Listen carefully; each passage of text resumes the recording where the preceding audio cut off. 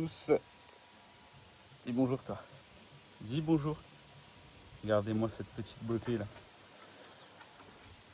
Bon, c'est une femelle, hein. Bref, c'est des super chiens. Labrador, au top. Donc aujourd'hui, petite vidéo. Ça faisait longtemps que j'en avais pas fait une puisqu'il y a eu un petit peu de changement dans ma vie. Ça fait 3 ans, bientôt 3 ans que j'ai ouvert mon entreprise de plomberie chauffagiste. Je fais que de l'installation, principalement que de l'installation. Et du coup, je voulais faire cette petite vidéo pour vous motiver, pour motiver les personnes qui ont peur de franchir ce cap, et puis vous raconter un petit peu les étapes que j'ai eues, le parcours, et, et puis voilà. Alors moi j'ai démarré mon entreprise qui s'appelle Lemaire Plomberie Chauffage à l'âge de 25 ans.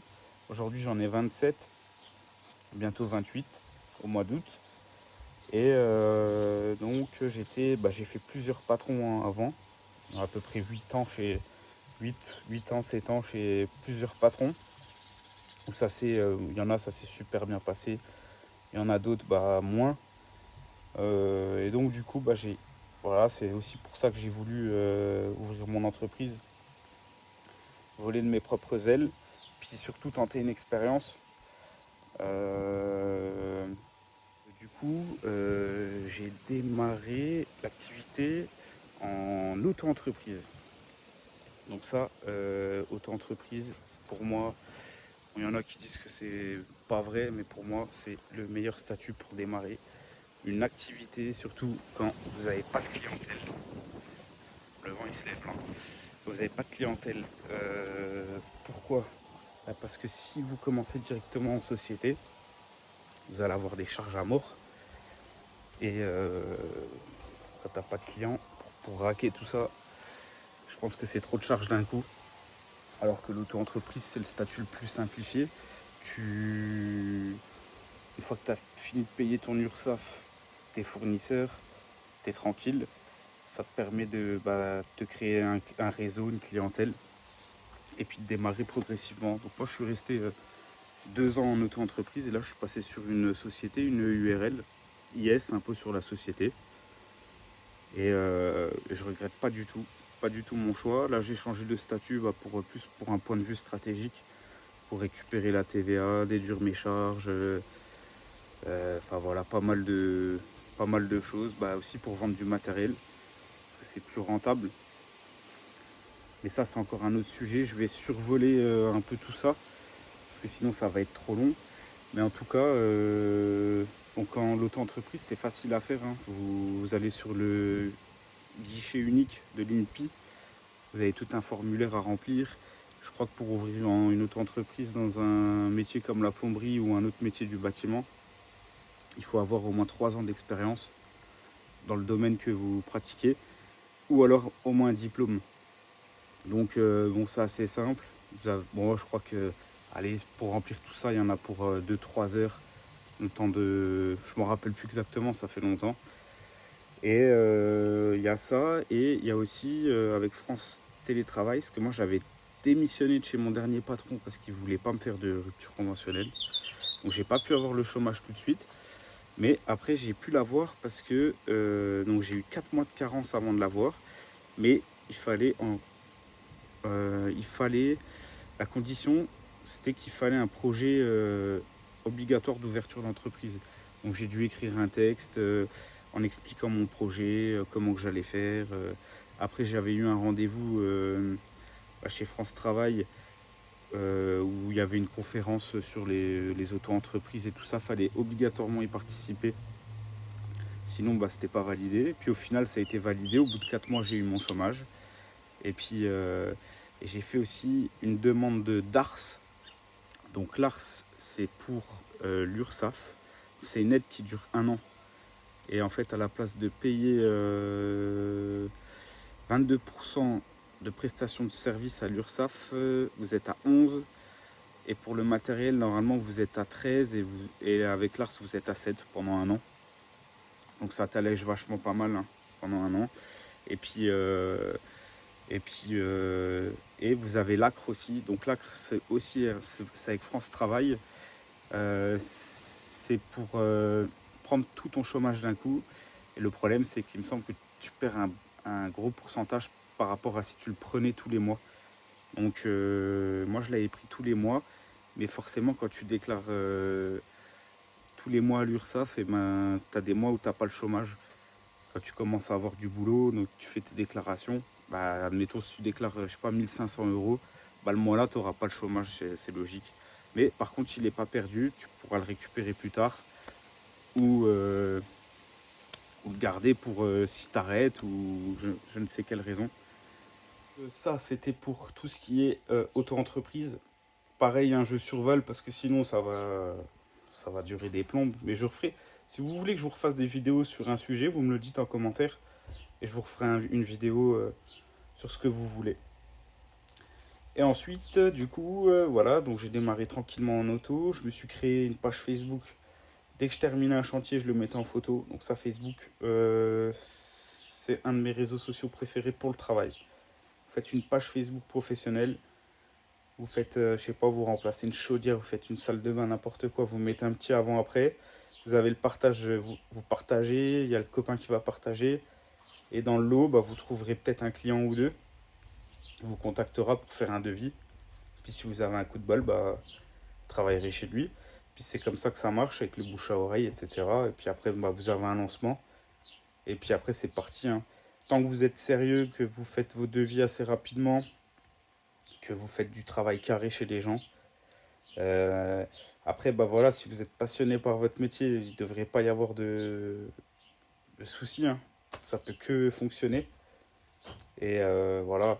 Et alors, du coup, quand j'ai démarré, au tout début, j'avais pas un outil. Si j'avais une caisse à outils basique et tout, pas de perceuse, pas de visseuse, rien du tout.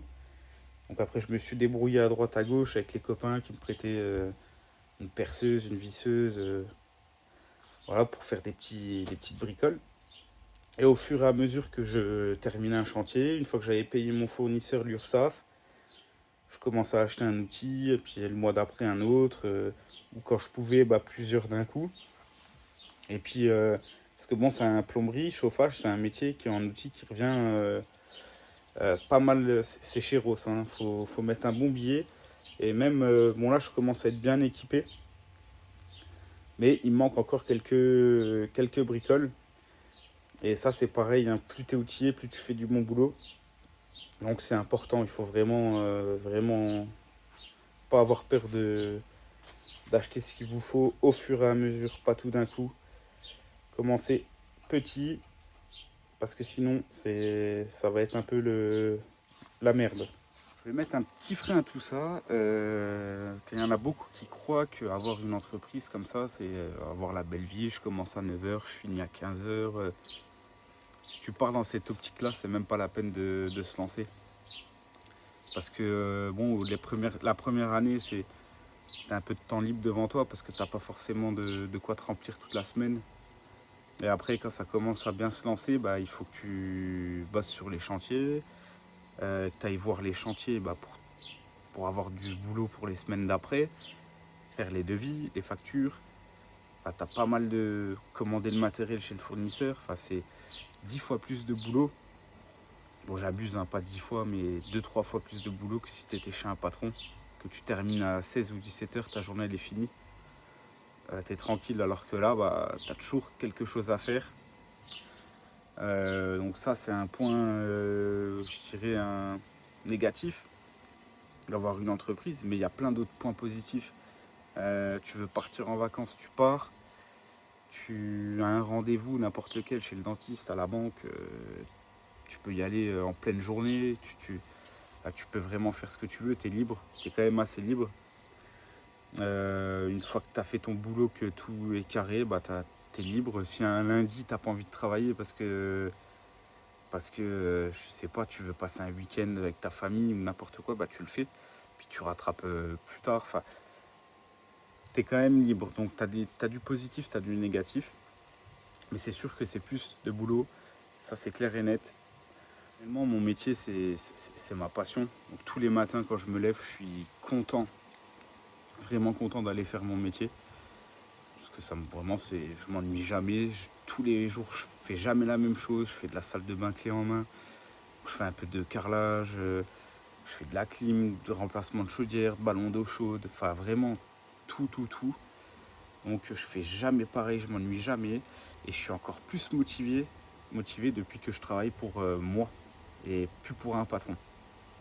Et ça n'a pas de prix. Tu te lèves le matin, tu es tout de suite chaud comme la braise et tu attaques ta journée direct. Et ça, c'est le top. Voilà, cette petite vidéo touche à sa fin. Et je vais conclure là-dessus.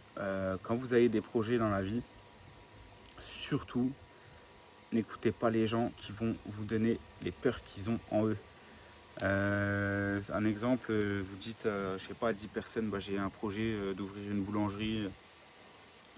Allez, sur les 10, t'en as un qui va te dire ouais, c'est bien, vas-y, fonce, n'aie pas peur. Tous les autres, ils vont vous dire que du négatif. Ouais, mais t'imagines pas, tu vas faire des heures à fond, tu vas être taxé. Peut-être, mais en attendant, si tu tentes pas, tu risques d'avoir des regrets par la suite. Parce qu'arrivé à 40, 50 ans, tu vas te dire putain, mais j'aurais dû essayer d'ouvrir ma boulangerie. Et puis au final, je ne l'ai pas fait parce que j'ai eu peur.